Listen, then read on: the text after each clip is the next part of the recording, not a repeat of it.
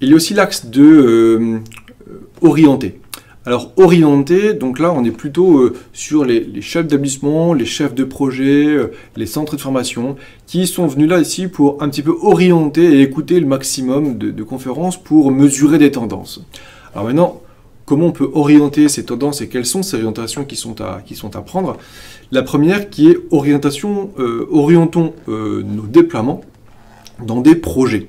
Donc il n'y a plus et il ne faut pas faire de déploiement pour la technique. La technique, oui, est intéressante, pédagogiquement enrichissante.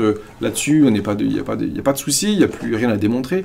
Mais orientons nos déploiements vers des projets pédagogiques. Je veux travailler un projet de communication, d'ouverture sur le monde, d'être plus critique par rapport à quelque chose, sur les langues, enfin bref. Mettons des projets en place qui vont convoquer l'outil. Donc, dans tous les cas, il faut éviter de prendre le projet existant, et là cette fois-ci que l'iPad s'invite en classe, mais convoquons-le pour faire des choses précises, des projets précis. Donc radio, web radio, bref, peu importe la manière dont ça peut prendre forme. Orientons aussi vers des compétences. Tous les centres de formation actuellement sont unanimes pour dire arrêtons de faire des formations qui sont disciplinaires. Plus on oriente les disciplines, moins on va vers les compétences qui sont interdisciplinaires ou transdisciplinaires.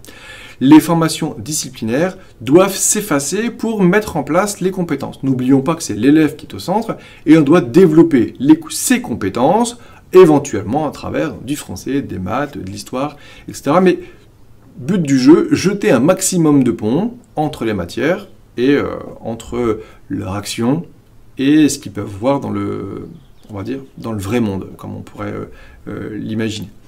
Donc, et c'est ces compétences-là et ces mises en valeur dessus qui font la différence entre certains établissements au niveau de leur projet pédagogique et de l'intégration de l'outil.